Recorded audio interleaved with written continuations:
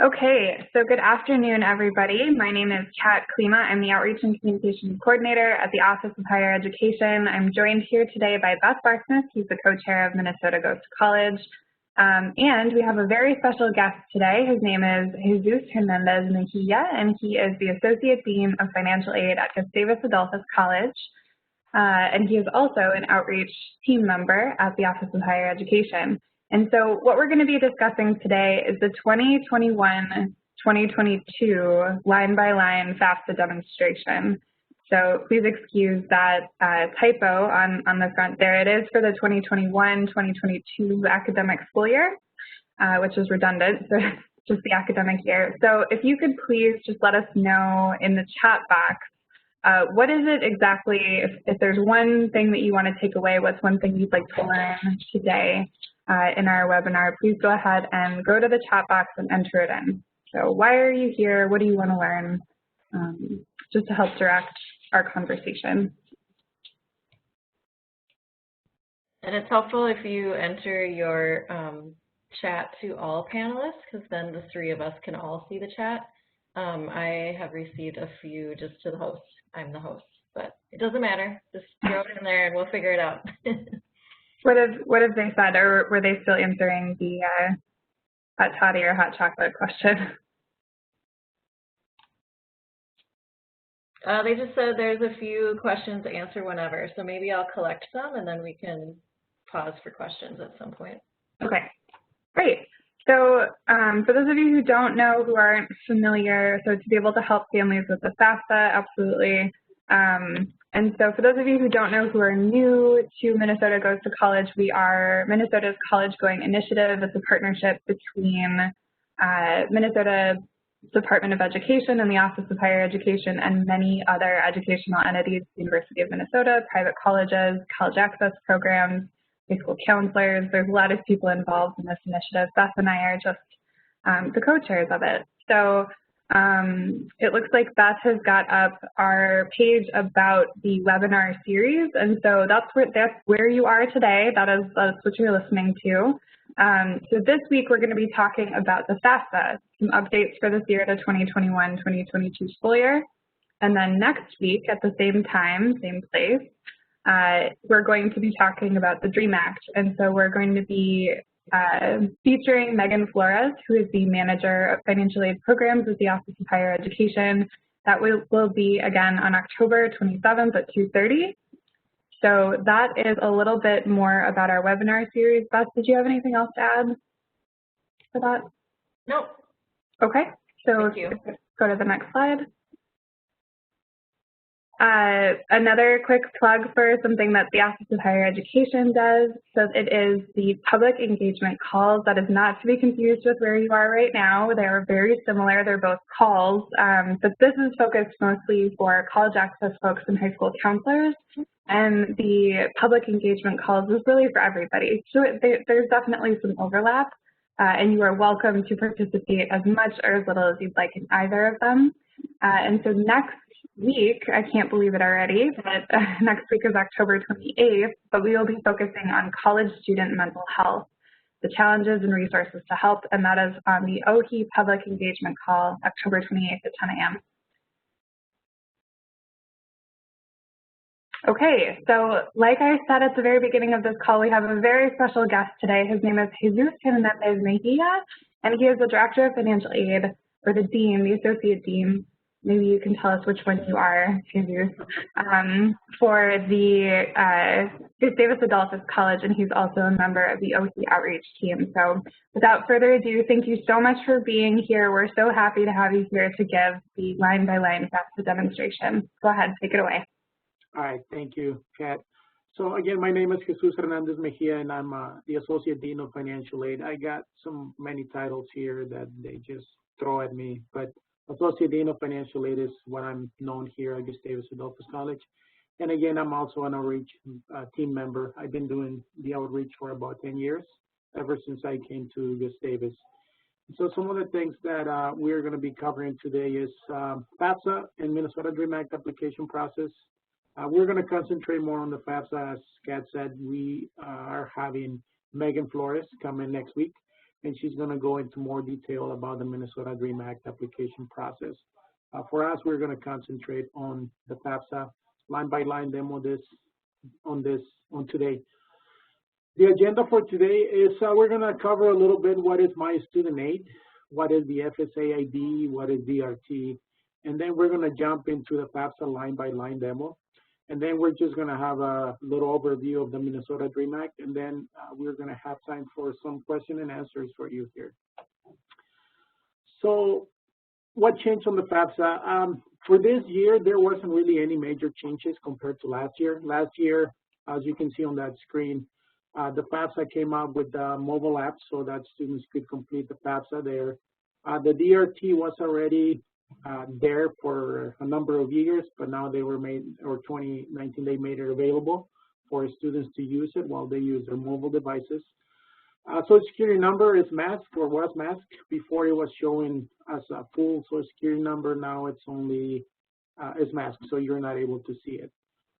There are some changes in 2018 once they passed the tax reform. 1040As and 1040ECs went away. So for last year, they took all of reference to that, and now there is really no reference to 1040As or 1040ECs. It's just basically 1040. Schedule 1 questions, again, with the tax reform, they added schedules 1, 2, 3, A, B, C, and so on and so forth. So they had to make some of those changes. Again, for this year, as far as we know, there aren't any major changes that we could tell. So let's move on. My FAFSA is the component for the My Student Aid mobile app. That is where students basically can go on and complete their FAFSA. While I was preparing for this presentation, I went, downloaded the app, and then noticed that on the app itself for the iPhone, it says if you are using the iOS 14 system, which is the newest system that Apple is using, this mobile app is not compatible with that, so basically it doesn't work at the moment. Android seems to be working fine. There was nothing on the app telling me that the Android app wasn't working, so I'm assuming that yes, it works just fine. And so for the iPhone and iPad users, they said that an update for that app is not coming until late 2020. So they are basically telling us to refer the students to go either to FAFSA.gov or FAFSA on the web to complete the FAFSA using a computer or Chromebook, whichever your students might have. If the student is completing the FAFSA on a mobile device, it is recommended that the student uses the app and not the web, because there is some compatibility issues there. And again, if you have a Android device, you should be fine using the app while you're completing that FAFSA.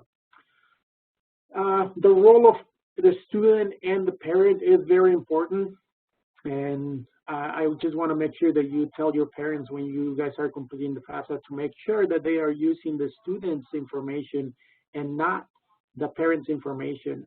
Just last week, we had a parent basically call us because they were not able to complete certain things for us. And the reason why is because they kept doing the same thing over and over, but it wasn't on the student role or on the student file. It was basically doing on the parent side. And so the parent was completing some of the requirements for federal loans, but it wasn't reflecting on the student because, again, it wasn't the student, the one that it was doing it. It was the parent, but the parent was using their own profile to try to complete those processes. Same thing with the FAFSA. We have some parents that complete the FAFSA using their name and their information, and then they are shocked when they discover that we haven't received that information yet. So stress out, again, what's the role of the parent, what's the role of the student? When they're completing the FAFSA, it should be the student's name, and then the parent's information comes later. When you are setting up for your events to complete the FAFSA, make sure that you are turning up to allow pop-ups, because sometimes if you don't allow that, especially with some schools that are a little bit stringent on their rules as to what sites they're allowed to be popping things up on your screen, they might allow you to do that. So I would say with time, make sure that you are checking the system, making sure that the system is allowing you to have those little pop-ups come in. And then also on this My Student Aid mobile app, the students can also review their Student Aid report, or SARS. That's what we call it, Student Aid report. They can also, they cannot make corrections on the mobile app, but they can go ahead and make those corrections on the FAFSA on the web. Basically, again, they have to go in, open a browser on a computer, and make those corrections. Prior to completing the FAFSA, we suggest that students and parents create their federal student aid ID. That is what is going to allow them to go into the FAFSA website and complete their FAFSA. It says to allow 1 to 3 days to process, and that's true only if they want to make corrections. If they create the FAFSA, the FSA ID, like right at this moment, they can go in and complete the FAFSA that same day. But they will need to allow 1 to 3 days for that information to be verified by the Social Security office to make sure that they are eligible to complete the FAFSA and the other things that come with it. They need to allow 3 days in order to make corrections to that. The FSA ID, again, is needed for both FAFSA on the web, if you complete that on the web browser, and the My FAFSA app on the mobile devices for students. If the student loses or forgets their password, there are some options that they can go ahead and try to reset that password. But if they believe that their information is compromised, they can always call 800 for Feds Aid and basically let them know that they believe that their information is compromised, and they will let you know what steps you need to take in order to either make sure that that information gets recovered, your account gets recovered. The IRS retrieval tool, that, like I said, this has been on for a while, for a long time. And this is the opportunity that students and parents have to basically bring their tax information directly from the FAFSA, from the IRS onto the FAFSA. And so at some point, once you answer a few questions on the FAFSA, and we will see that and further in our presentation, it will present you with the opportunity to go in, select the DRT process, and it will take you out to the FAFSA, to the IRS website, and it will present to you the information that is going to be bringing back onto the FAFSA, and then it's going to bring that info. It's not going to show you what it is, but it is available. This alleviates a lot of things for some students. A lot of students get selected for verification due to entering data wrong. And so doing this FAFSA IRS retrieval will alleviate some of that, where the student just goes in, grabs that information from the IRS and brings it into their FAFSA. This feature is not available for those students whose parents are undocumented, because obviously the parent doesn't have the FSA ID that is required in order to go in and request that information. The student being a USA citizen, yes, they are able to go in and retrieve their own information, but the parents, if they happen to be undocumented, they cannot go in and request this info. But they can go ahead and enter that information manually. If you're interested in finding out what it looks like without you completing a FAFSA on your name, there is a public site that the Department of Education has put out there, and the link is posted here on this screen. You can go in, you can select the different scenarios that they have selected for you. There are students that need verification. There are students that need to do renewal FAFSA, meaning they already have their information in there. But there are other students in there, test students, that don't have any data. So you can go in and play with it, and you can see what steps are needed in order to complete the FAFSA. And with further ado, we will begin our step-by-step FAFSA demo. So the first step is to, once you have created your FSA ID and you have it, is to log in into the system. And this is what you are presented with. So in this case, you are presented with two choices. You are a student, or you are a parent or preparer of a student from a freely associated state. We're going to stick with the I am a student, and then we're going to go ahead and press next. Once you're there, it's going to ask you for you to enter your FSA ID or the email address that you enter on the FSA website. One thing to know is before you can use that email address, you got to make sure that you validate that. And when you create that account, it's going to ask you if you want to validate that email address. What happens then is an email gets sent to that origin, to the email address. Then you have to log into your email address, click the link that they will send you, and that will verify that email address is valid.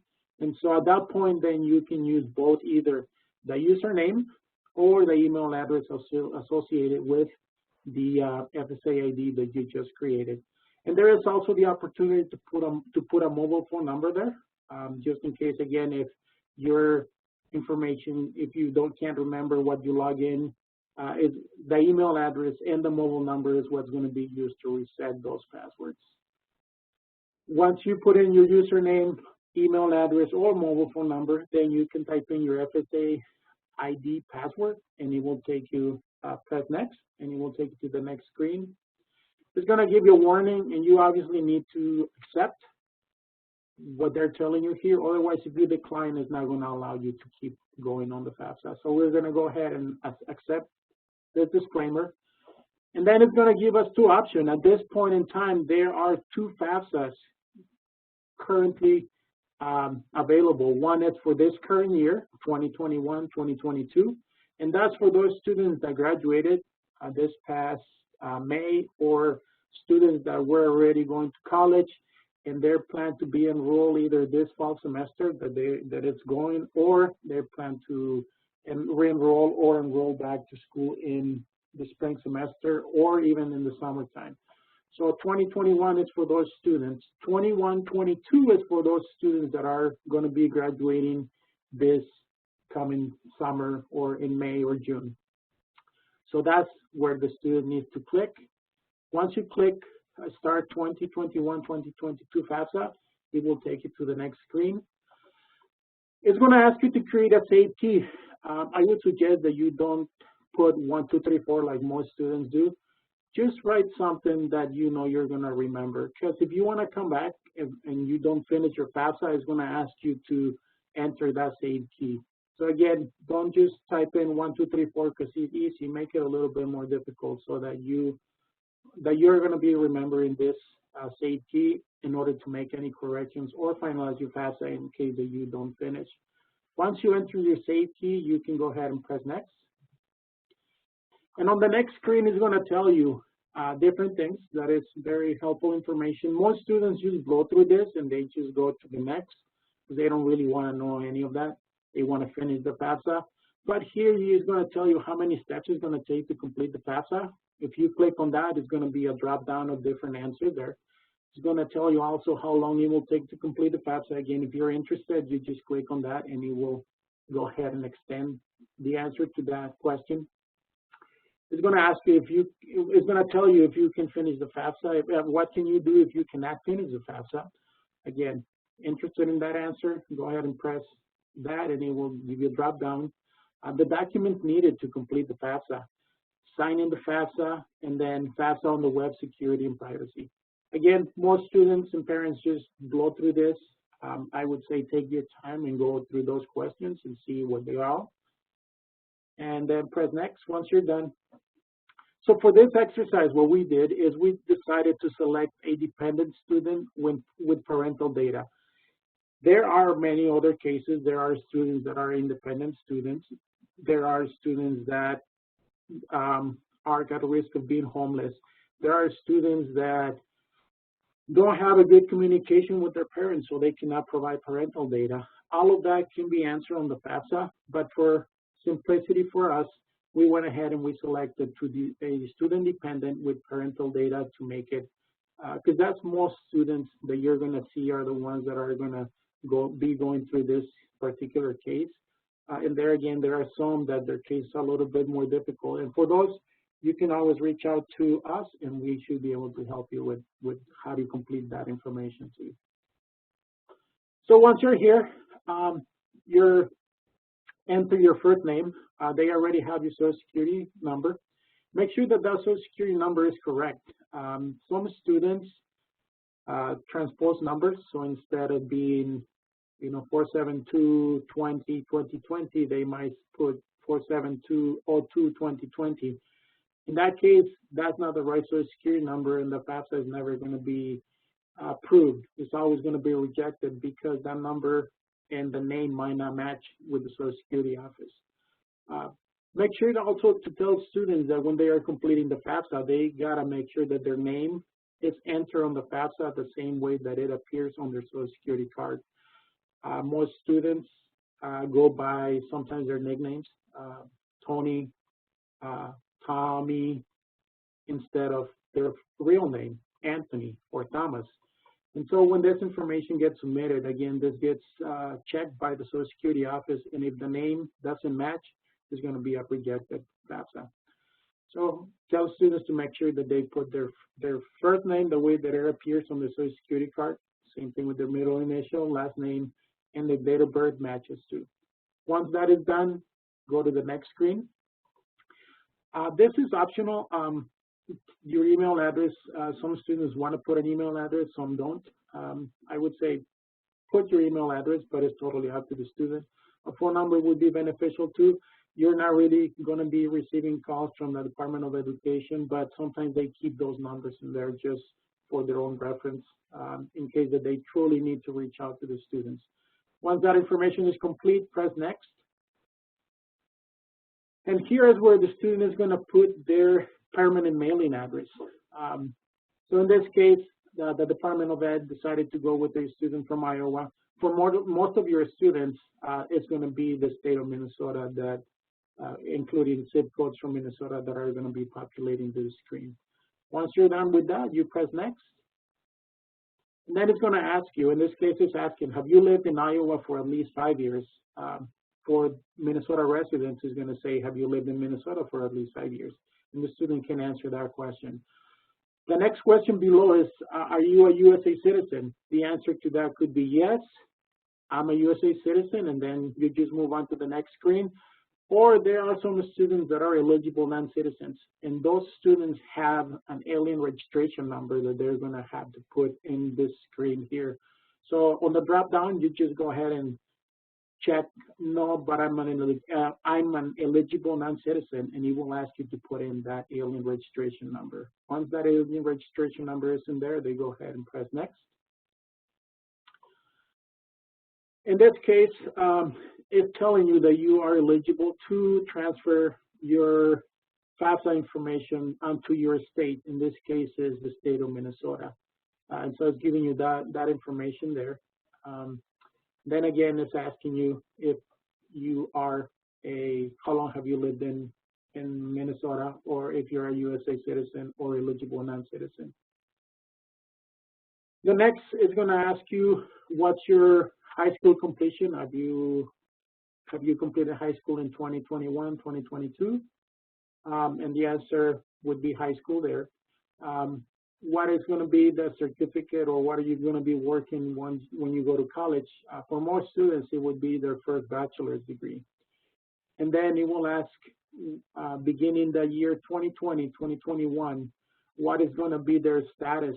Even though you have students that have attended PSEO classes, they will still have to answer this as never attended college first year for those that are going to be graduating this coming up year.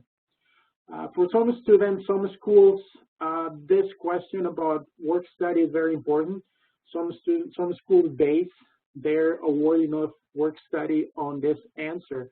So I would say most students should answer yes to this. Yes, you're interested in work study, yes. Again, a lot of schools base their awarding process based on this question. Some of the schools don't really care whether you answer yes, no, you don't know. They would still award you work study.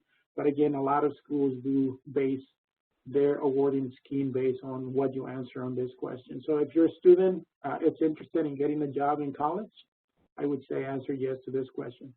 Once you answer all those questions, press next.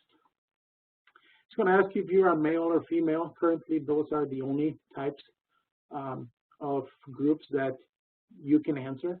And so it will have to be a male or female answer on that question. For those males that are not registered with the selective service, the FAFSA offers them the opportunity to answer that question as to have you registered with the selective service system. If the answer is no, it will ask you if you want them to register for you. If you answer yes, they will send your information for those males onto the selective service, and you're going to be done with that process. It is a requirement for males to be registered with the selective service. Otherwise, you are not eligible to receive financial aid. Once you answer those questions, please move on to the next. Again, the driver's license is also one of those fields that is an optional one. You don't have to put one here if you don't want to. It's totally up to the student. Once you're done with that, your decision, you press next. It's going to ask you if at any time you were in the foster care system. This will help a little bit once you get down to the dependency status questions. But it's also going to ask you about the highest school completed by your parents, parent 1, parent 2. And the reason why is if neither of your parents ever finish college, then the student is going to be considered a first-generation student for college, and they keep those statistics. So tell your students to answer that as truly as they can, because they need that information for their own purposes. And schools also rely on this information for some schools award funds for those students that are first-generation students. Some others don't really care, but also we are supposed to send information at some point about how many students that are first generation that are enrolled in our schools. So again, ask your students to answer that as truthfully as they can. Once they're done answering, press next. And here is where the student is going to be asked to facilitate or let them know what's the name of the high school that they went to. So this is where they search the high school. They give you an option to put in the name if you know the name. A lot of students don't have an idea sometimes what the name of the high school is. So they can also search by Iowa City, or in this case, Iowa City or the city that they live in, the state that they live in. Some high schools, you know them, they're located in a city and you know them as that particular city's high school, but they might have a totally different number. Again, this is just to make sure that the student tells us what the name of the high school is where they are attending. Once they put out whatever information they need to put in there to search for their high school, they press search, and it will give them a list of high schools or the high school that they're looking for, and they just can go ahead and press select, and it will choose that answer for the student as the high school that they are attending. And then they can press next and move on to the next question. And this screen here is where the student is going to be searching for colleges. So the student can add up to 10 different colleges at a time. If they need to add more than 10 colleges, they need to come back at a later time and delete some of those colleges that they already added and add the other colleges that they need to send this information to. Remember what I said before, that once you create your FSA ID, it takes about 3 days for that to be verified. So if you complete your FAFSA today and you created your FSA ID today, you cannot come back tomorrow or the next day. I would say you should allow those 3 days to go by before you can come back and make those corrections to your FAFSA. Once you know the city, the state where the college or university is located, you can press next, and it will give you, again, a list of different colleges, universities that are located on that particular state or city that you are searching. Check the checkbox, and you can add more schools to it. The next question is going to say, what are your housing plans? Are you going to be living on campus, off campus, or with parents? So the student has to answer that. And why is this answer important? Some schools base their budget, how much financial aid or how much it costs to go to school based on this answer. A lot of schools don't care. They just say, okay, well, it doesn't really matter to us. You're still getting the same. But there are some institutions out there that they will base, this is how much we think is going to cost for you to live here on campus. This is how much it's going to cost if you live off campus. And this is how much it's going to cost to go to school here if you live with your parents. Again, the student selects that and then press next. And then they have to answer questions about the student itself. So in this case, as of today, the student is single. And they go ahead and press next. And then they will be answering dependency status questions. So they have broken them down a little bit to make it easier. Instead of having a long list, they have some questions in different streams. So the first one is, do you have or will have any children who will receive more than half of their support from you between July 1st, 2021 and June 30th, 2022? Remember what I said too at the beginning of this presentation. I said that we selected to have a student that is dependent and that is going to provide parental information. So in this case, we're going to say no to that. Do you have dependents other than your children or spouse who live with you and who will receive more than half of their support from you now and through June 30th, 2022? Again, the answer is no for us. That will depend on the student, and then we will press next. He will then ask us a series of questions. Are you currently serving on active duty in the U.S. Armed Forces for purposes other than training? So some students get confused with this question. They belong to the National Guard or they are in the reserves, and they think that they are currently serving active duty, and they are not. You might be active duty for training purposes, but after that, you are not. If the student, on the other hand, gets deployed, if they go to Kuwait, if they go to Afghanistan or some other country for deployment, then at that point, they really serve active duty, and it was for purposes other than training, so they can go ahead and press, check that mark off. They are veterans of the armed forces. Again, if they were active duty and then they came out of active duty, that's when they become veterans. But also, if they're in the National Guard and reserves and they got deployed to go overseas somewhere, then they are considered veteran of the armed forces. I will ask you also if at any time you turn age 13 were both of your parents deceased or you were in foster care or dependent of the ward or the court. The student again can answer those questions. In our particular case, again, we are going to say none of the above.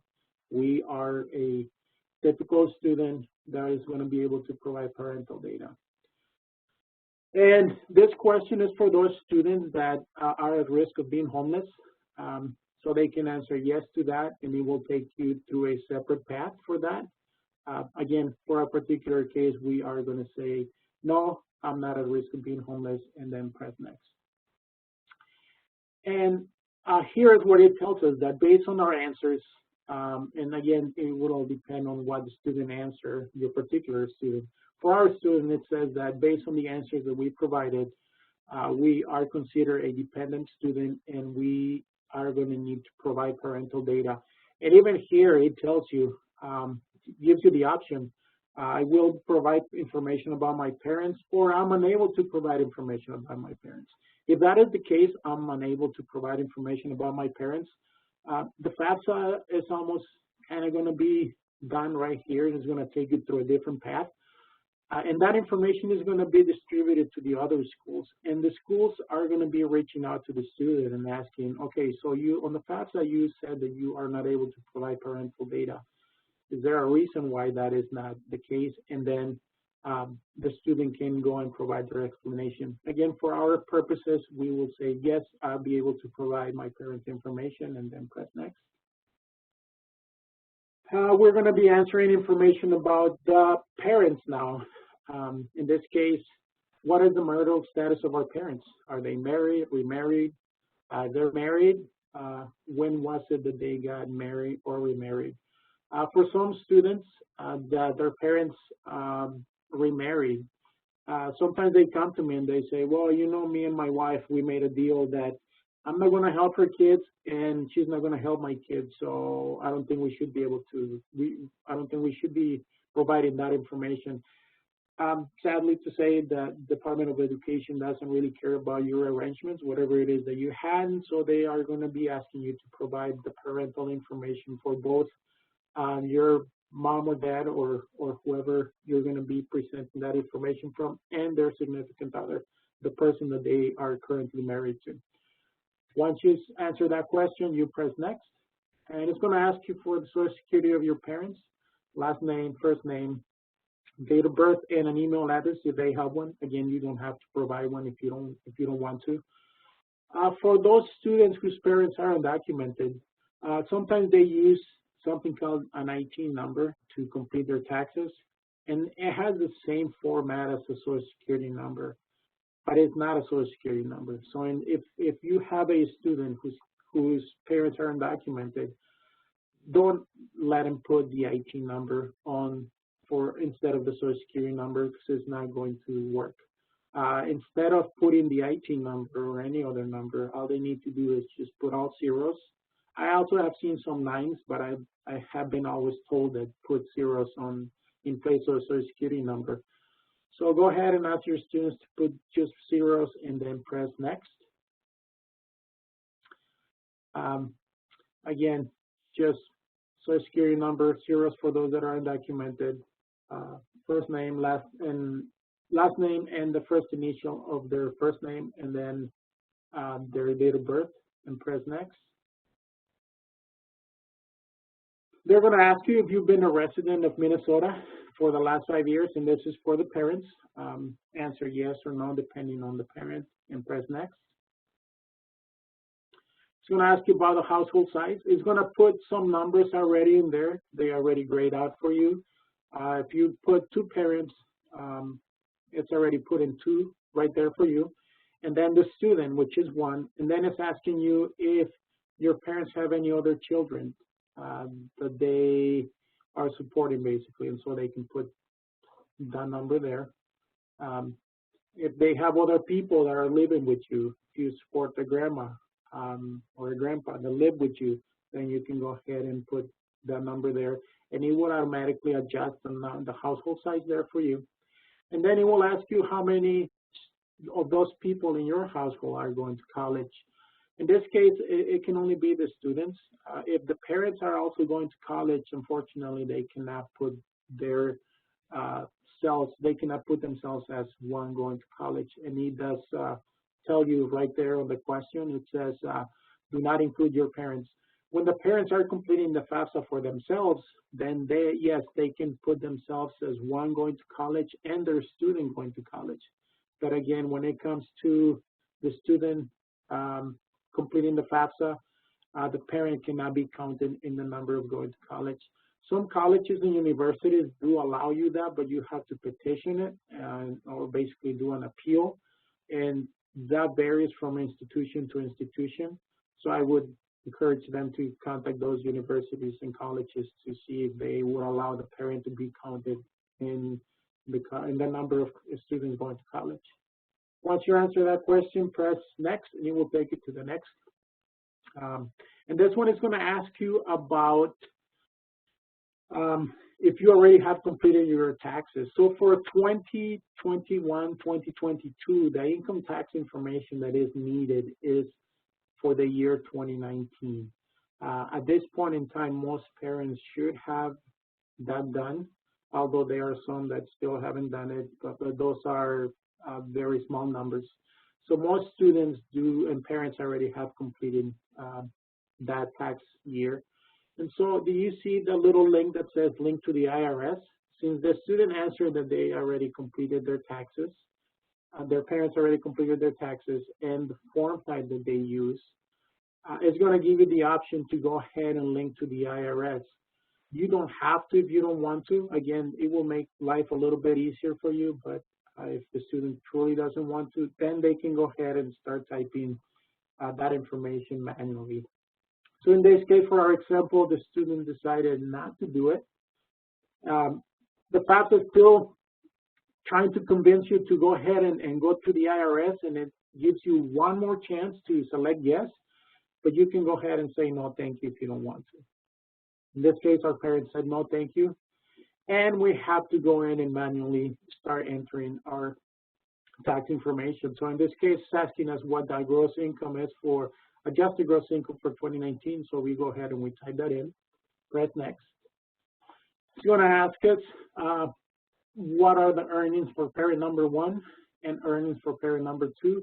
And those come typically from your W-2 forms. For those parents that are, that they have their own business or they're self-employed, Schedule 1, line 3 basically will let them know what those are, plus line 6.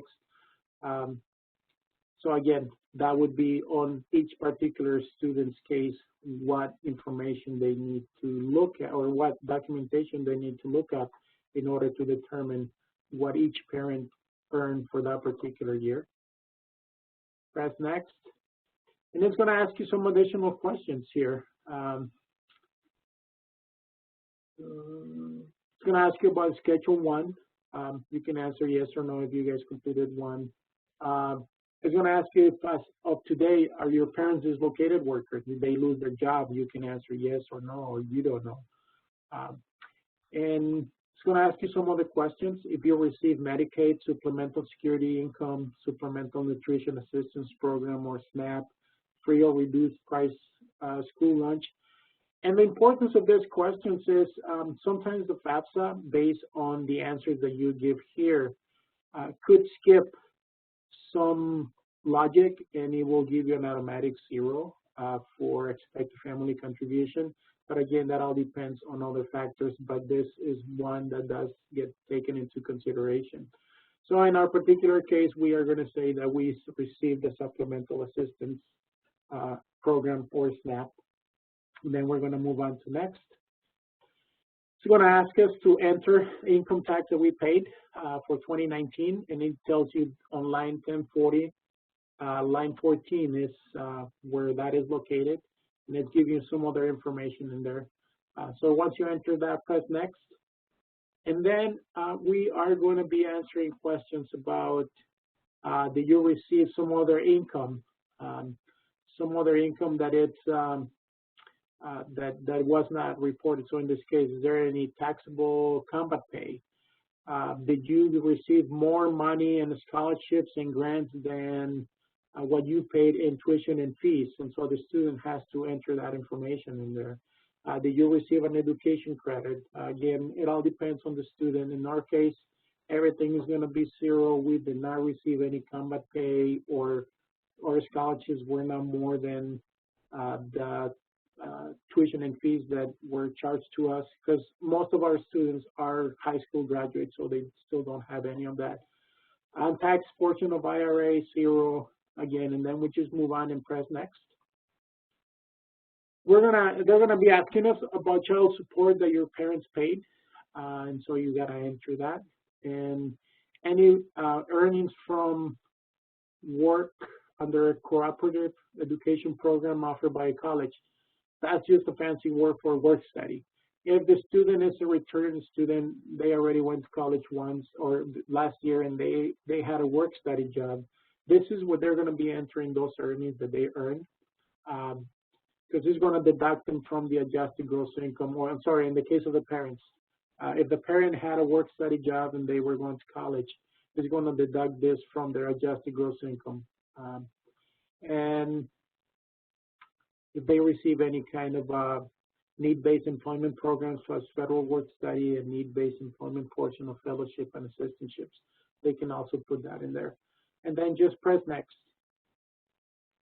And this is on the case that the parents receive child support.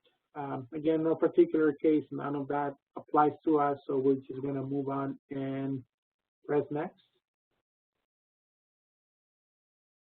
This one is going to be asking you about the current balance of cash, savings, and checking account. So in this case, our student has our parents have $3,500 in their cash savings and checking account. They don't have any investments. They don't have any other real estate. If your students' parents have a cabin up north, they will have to disclose the value of that minus whatever mortgage is still out there for that particular property, and that will be counted there as an investment or real estate. If their parents have any businesses, again, they would have to disclose that in there. And it does tell you that if the business don't include a family farm or family business with 100 or fewer full-time or full-time equivalent employees. Again, for most of the students that I see, those are basically zero. There is nothing that they need to disclose. We just press next. And now we go back to the student. So now we finish the parental demographics, we finish the parental financials, and now we go back to the student. And it's going to be the same thing. It's going to ask us, we the student, did we file taxes? Yes, no. And if we already completed it, what form did we use? The IRS 1040, and we file as single. And again, it's giving us the opportunity to go ahead and link to the IRS to retrieve that information directly. Again, we're going to say no. Again, the FAFSA is going to try to convince us to go back and link to the IRS, but we're going to be saying, no, I don't want to do that. And again, same thing for the student. They enter their adjusted gross income, press next. They're going to be entering the earnings that they made for that particular year, press next. It's going to ask you if they completed the amount of income tax for 2019. So in this case, the student didn't really make that much money, so they pay zero. Press next. Then again, it's going to be asking you the same questions: combat pay, untaxed income, scholarships and grants, and so on and so forth. Again, for our particular student, they didn't have any of those, so they answered zero. Press next. Child support, if the student pays child support, they will enter that there. If they earn any work study and things like that, they will enter those in those particular, the appropriate fields. And again, in our particular case, the student said no to that. And again, most of your students are going to be saying no to this or put zeros here. So press next. Again, it's going to ask you if you receive child support. Again, this is still the student. If the student didn't receive any child support, zero. Military, clergy, any money that you might have received there, zero. Deferred tax pension, again, zero. Veterans, non-education benefits such as disability, death pension, or dependency or indemnity compensation. Most students don't have that, so it's zero. So we're just going to go ahead and press next. And then it's going to ask the student, as of today, what is the balance of your cash, savings, and checking account? So in this case, again, the student says that they have $750 in savings and checking, and they don't have any real estate investments, and they don't have any business or farm or investment farms that they need to declare. Once the student is here, now we are towards the end, the tail end of the FAFSA. And it's asking you, are you a preparer? And this is for someone who is preparing the FAFSA for the student. I know that a lot of parents answer a lot of questions for students, so I don't think they should be answering no. I mean, yes to this question, because a lot of times the student is right there with them. So this is, again, for someone who, that's how they do. They sit down, they complete the FAFSA for students. Again, the question is telling you this is rare. So in this case, we are going to answer no, and we're going to move to the next. And it's going to give you a summary. This is a long, long summary. We cut out some of the pages, but it's basically all the information that you provided. It's your max social security number, first name, last name, date of birth, your email address, phone number, your address, your permanent mailing address, and then all the income information for both you and your parents and their demographic information. And that's what it's telling you to go and review and make sure that it is correct. And if it is correct, you just, again, press next. And it's going to take you to where you can start providing the signatures for the FAFSA. So in this case, The student, go ahead and press Provide Student Signature, and it will take you to reading this information here. And you have to go all the way down to the bottom and then press the Agree, because if you don't agree to it, you cannot sign the FAFSA. Once you agree, you press Next. It will take you to this here where you sign your FAFSA. And once you press Sign this FAFSA, you're basically done with the student portion of the signature.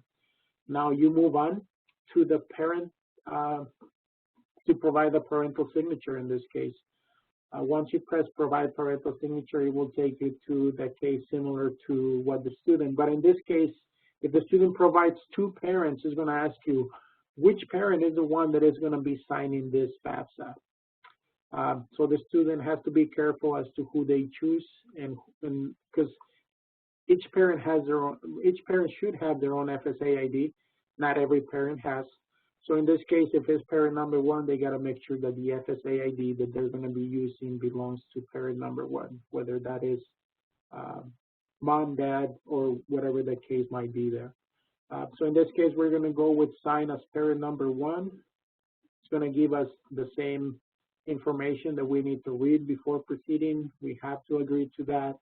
Press Next, and then it's going to take you to entering the FSA ID. Again, this is where it becomes important to find out which parent is a parent number one, is a parent number two, and make sure that you have the appropriate information to enter here.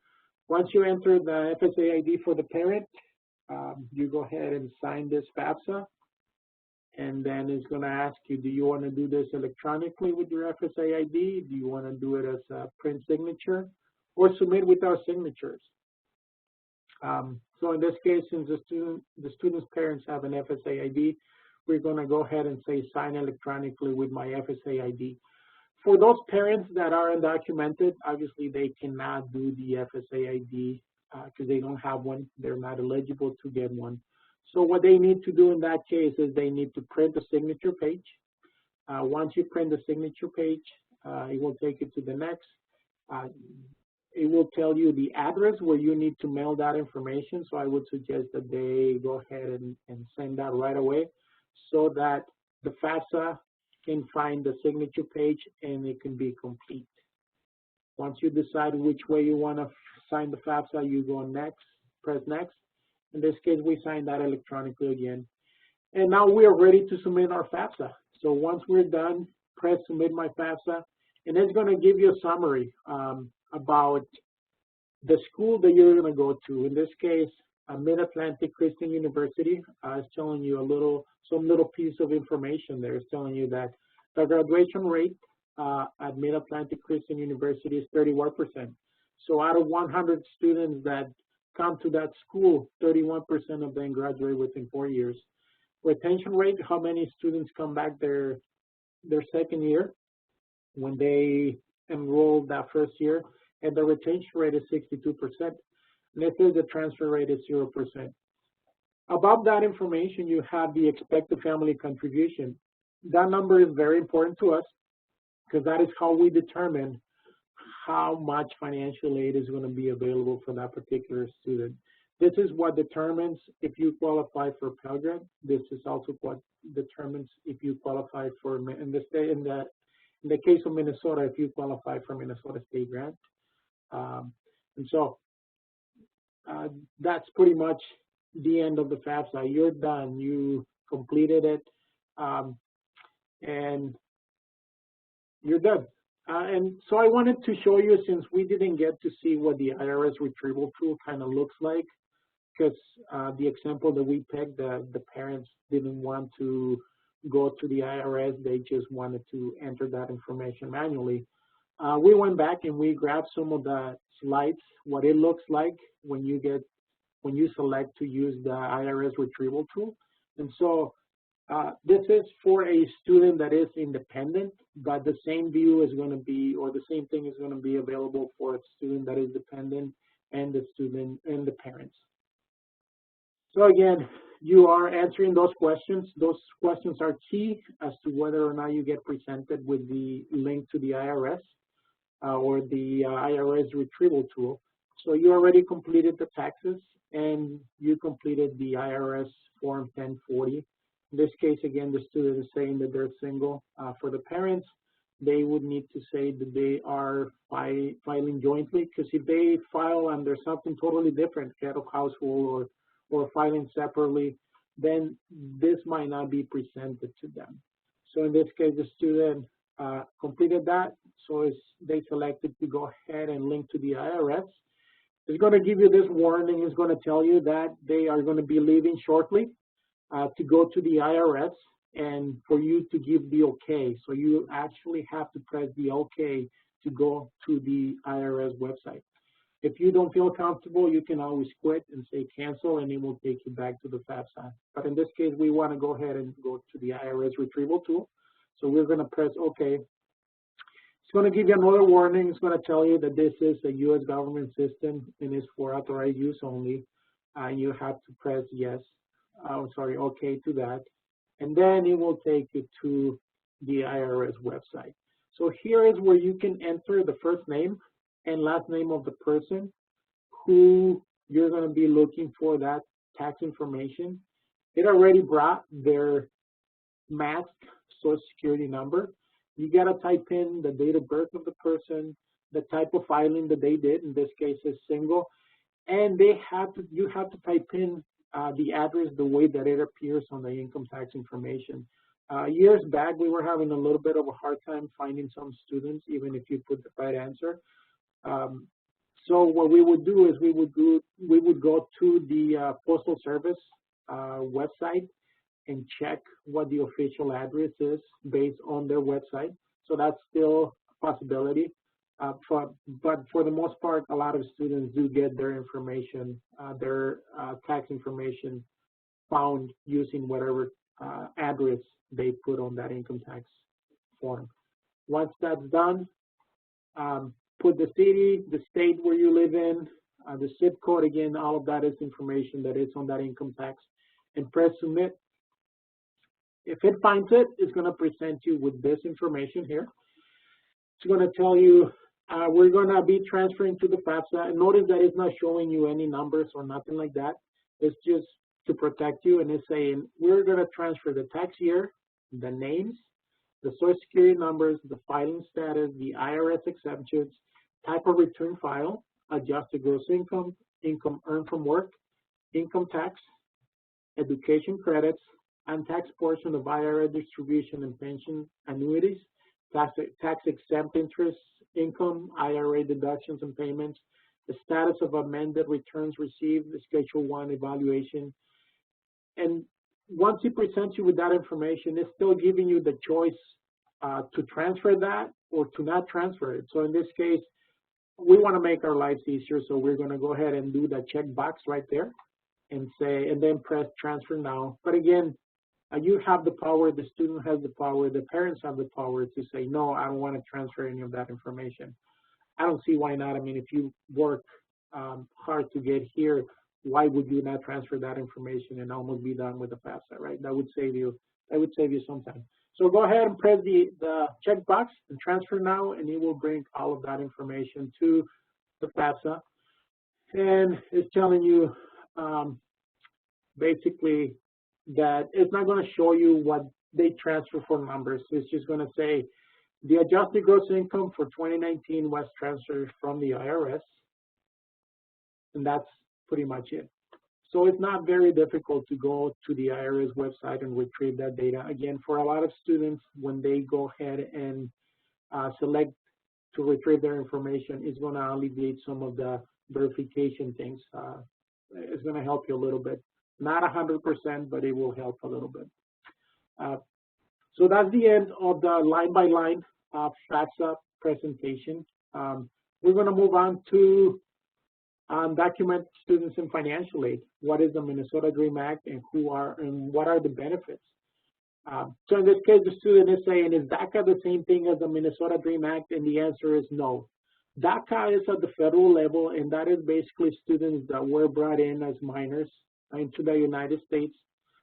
They are given, if they come out of the shadows and declare themselves that they're here, they will be given a work permit, a Social Security number, and a promise that they will not be deported. And that's pretty much what DACA is. Minnesota DREAM Act is something totally different. Minnesota DREAM Act is state-based, is here in the state of Minnesota, although there are some other states that they have their own DREAM Act programs. So in those cases, the states that have their own state DREAM Act programs, such as California, Colorado, Connecticut, Florida, Hawaii, Illinois, Kansas, Maryland, Michigan, Minnesota, Nebraska, New Jersey, New Mexico, New York, Oklahoma, Oregon, Rhode Island, Texas, and Utah, and Washington. Wisconsin revoked its law back in 2011. And when students applied for the DREAM Act, if they get approved, they are eligible to receive some type of benefit from that. So the state of Minnesota passed the Minnesota DREAM Act back in 2013. So this is our 6th, 7th cycle, I believe. So we've been doing this for about 7 years now, where students have applied for the DREAM Act, and we basically decide who gets to be a resident of Minnesota. We decide who is going to be receiving some type of financial aid through the state of Minnesota. And the Office of Higher Education is the office that is in charge of doing this for us. They are the ones that do the hard work. They're the ones that process all those applications. And then they are the ones that basically determine eligibility based on the information that the students turn into them. Numbers. For 2013-2014, there were about 241 students that were awarded Minnesota DREAM Act, a total of 350 applicants. Then the next year, it kind of almost doubled, 620. The following year, 625, 852, 783. And that was the highest number of students that have ever been awarded Minnesota DREAM Act, 512 students. And 2018, 2019 was a little bit different. We just had a session not too long ago about trying to figure out why the numbers were down. And so it was a good session. But Minnesota DREAM Act numbers are there. We're helping students. But who is eligible to receive this, and what are some of the requirements? The students had to attend a Minnesota high school for at least 3 years, have to have graduated from Minnesota high school or earn a GED in Minnesota. And for those males, they need to register with the U.S. Elective Service. If the student doesn't have a Social Security number, they have to print out a form, fill it out as best they can, send that into the Office of Higher Education. They will make a copy of that and then forward that to the Selective Service. The last bullet there, apply for lawful immigration status if a federal process exists. At this point, there is nothing, so that is mute, is not taken into consideration at the moment. Other options to qualify for the Minnesota DREAM Act. Minnesota has 10 different ways to be considered a resident in Minnesota. And so there's like different ways of doing it. If the student comes to Minnesota and doesn't enroll for a whole year in higher education, like college and university, they would qualify because they would be considered a resident of Minnesota. Again, the office that makes those decisions is the Minnesota Office of Higher Education. So I would just strongly suggest that the student goes ahead and they apply through the Minnesota DREAM Act so that they can have an answer from the Minnesota Office of Higher Education as to whether or not they would be able to receive some of this help. And again, next week, Megan Flores is going to go into more detail about this particular one. Some of the benefits that the student receives under the Minnesota DREAM Act, Minnesota State Grant.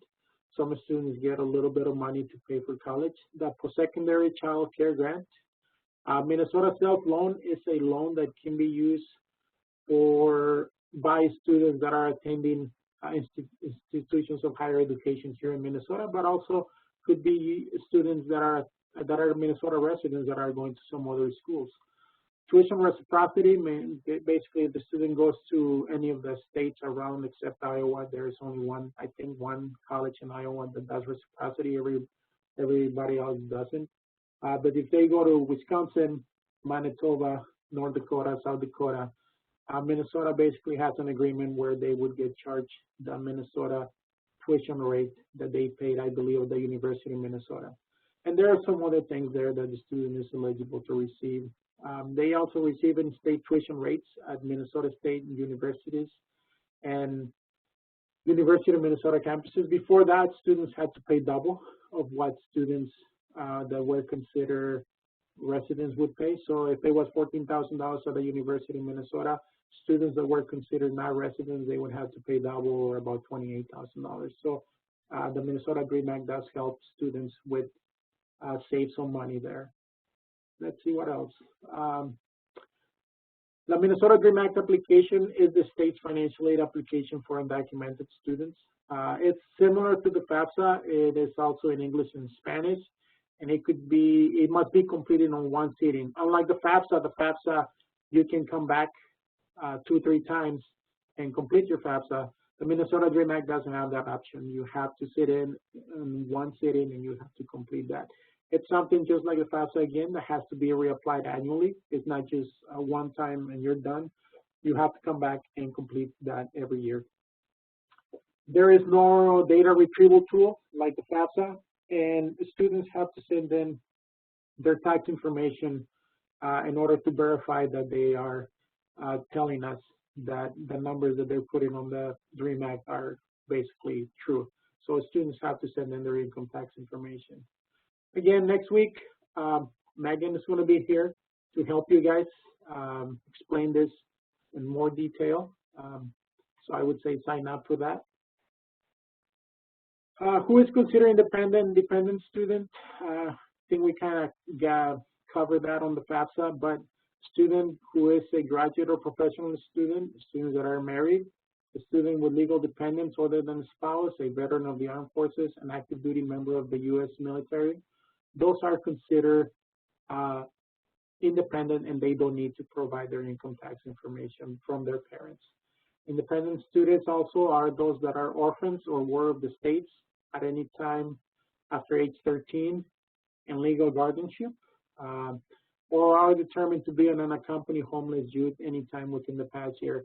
And for that, a lot of schools have that information, and we receive sometimes information from schools saying this student has been surfing couch to couch, so please consider them to be an independent student, and we do make some of those exceptions.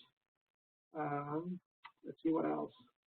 Minnesota State Grant, need-based grant on students' federal EFC.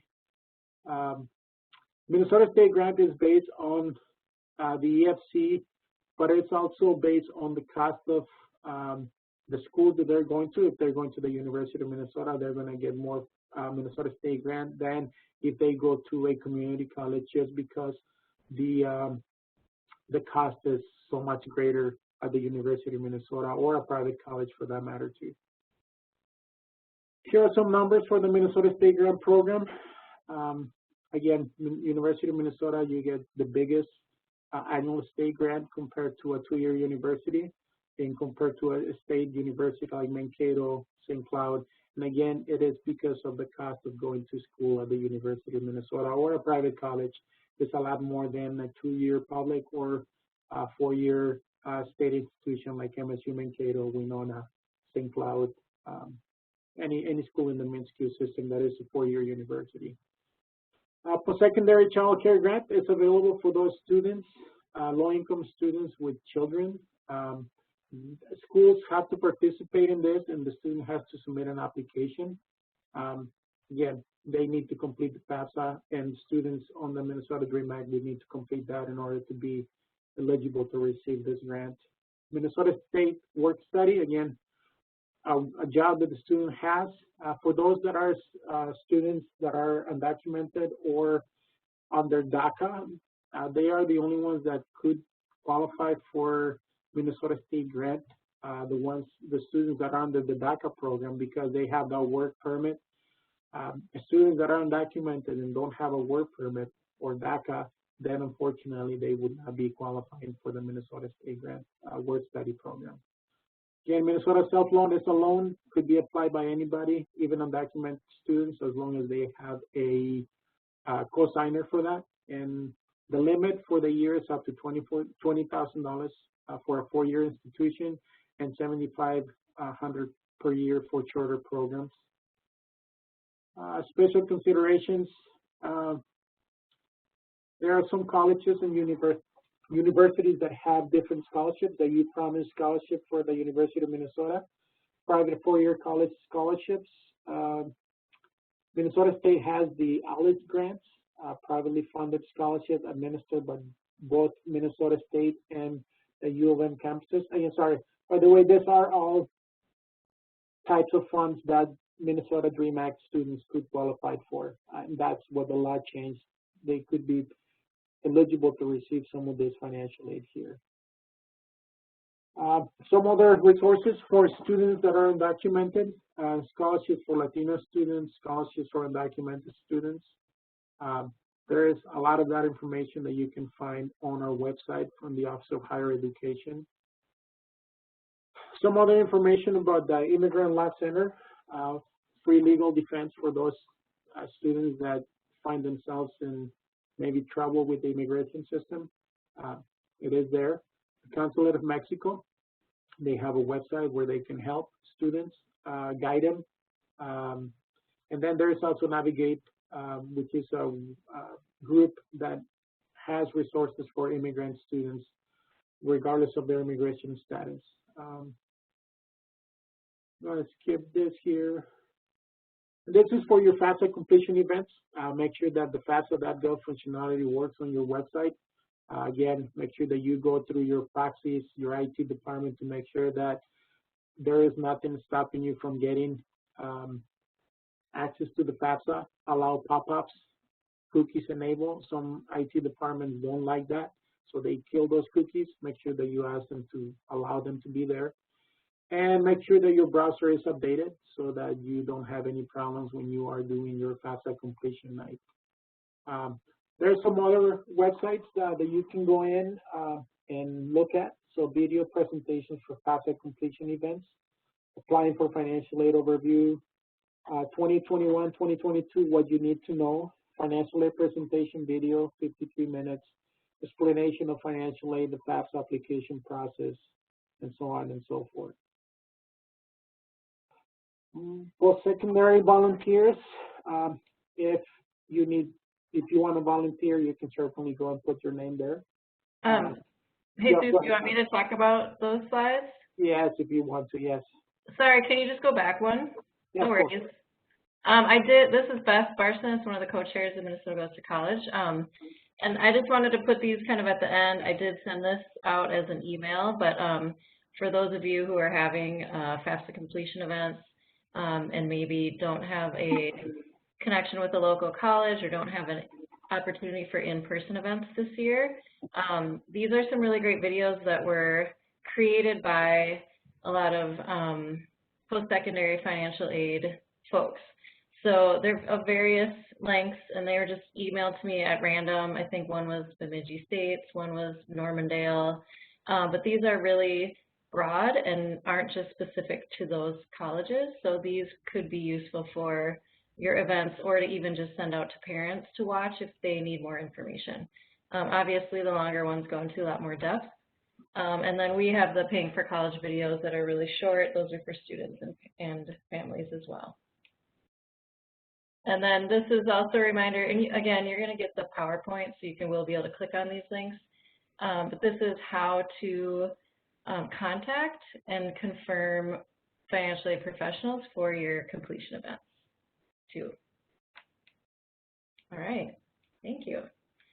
So we do, I know, Jesus, I know you have to go at right at 4. Are there any specific questions for Jesus that were not answered during his presentation? You can put those in the chat. But thank you. That was really a really great overview of the FAFSA.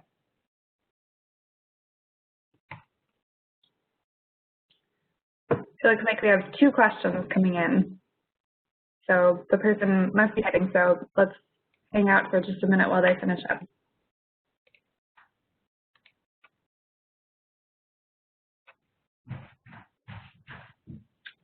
Okay, so one of the questions is, what if a student has a social security number, but their parents are undocumented and have never filed taxes before?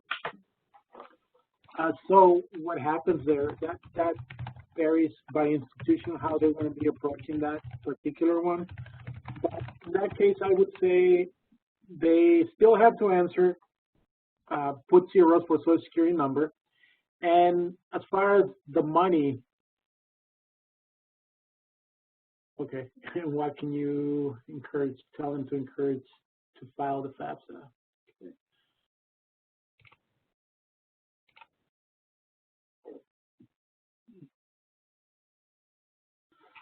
Oh, that's a tough question. I would say I would start thinking about filing taxes, filing for a IT number, at least for 2019 and 2020 going forward, just to make sure that the student is able to complete that. So that would be my suggestion to the parents. I mean, obviously they probably should check with an immigration lawyer to make sure that everything that they're doing is okay as far as the tax filing. Because if there is, at any point, there is any kind of law that is going to try to fix their status, they're probably going to be asked that information. So I would say that would be one that I would recommend that they do. In the case that the students don't have any, the parents don't really work that much and are not working, and there's somebody else's social security number. In that case, the student can just put that how much they made for that year, and they can just also say that the parents are not going to file taxes. And then each school is going to approach that the way that they usually do. They're going to be asking for a letter or something from the parents saying that that's what they made, and that there is no paperwork basically tying that money to them, because it was probably paid cash or whatever that might be. Let's see.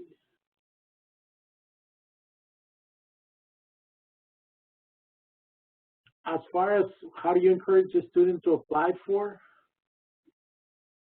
I have a student whose dad is a lawyer. Should the student still file the FAFSA?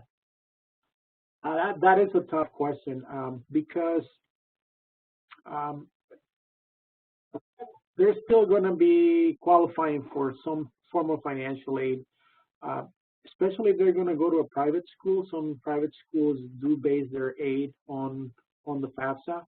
And even though, let's say that the father is a lawyer, there goes from lawyers to lawyers, right?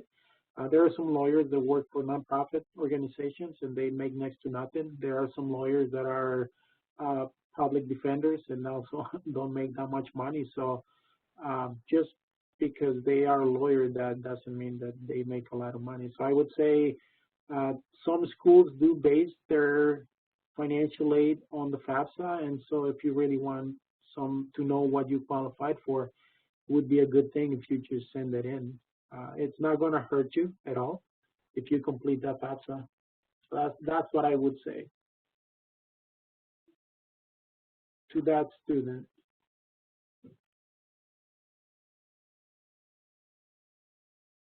If the parent is undocumented and puts on all zeros, but they work under another person's social security number, what do they do with the income?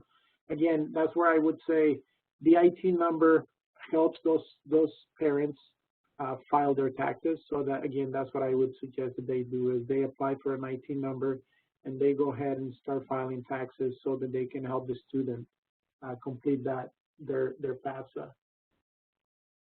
Let's see. First, how do we get the parent's FSA ID for signing the document? The parent has to go in and complete that.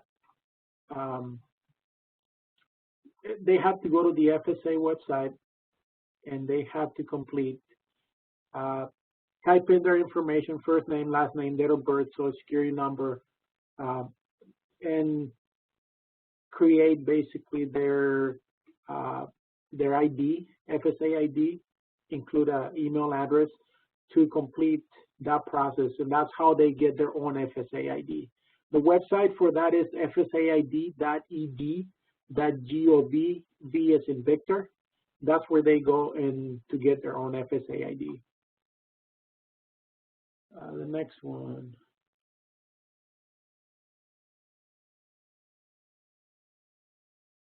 What happens when a student is undocumented and receives a social security number but does not have 2018 and 2019 tax information?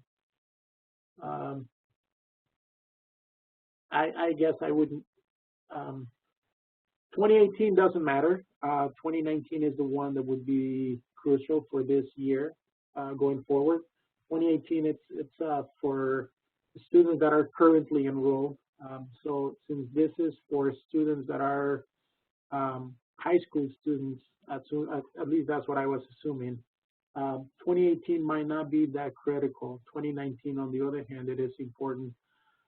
If they weren't, I would say they need to declare those taxes and complete their taxes with their name now that they have. So that's just what I would suggest. Again, checking with their lawyers to make sure that they're not getting in trouble for that. Let's see here. Second, in terms of money, do they want personal bank info, business bank info, or both? For the parents, some parents put their business, I think, through their taxes, personal taxes, a lot of times when they have a personal business. What we want is just what the parent earned. And so I think Schedule 1, when you're doing that, the Schedule 1 is sometimes what helps you tell us how much money the parent made in that particular case. They do need their personal bank information. That's what they need, not the business information, because again, the business is separate from the personal one.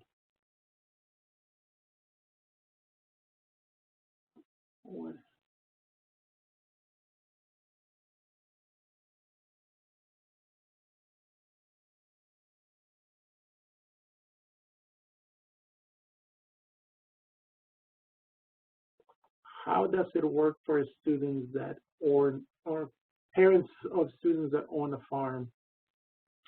And how can they file out the FAFSA so receive the best outcome of grants and loans? Again, the FAFSA tells you that if the parent is receiving income from the farm, there's got to be something that identifies what that income is. And so a lot of farmers, they do their income tax, and basically you just need those numbers to be put into the FAFSA. I don't think there is really any difference between how they file the FAFSA being a farmer and how they file a FAFSA being a regular person that has to work. They just have to put whatever information is on those income tax information.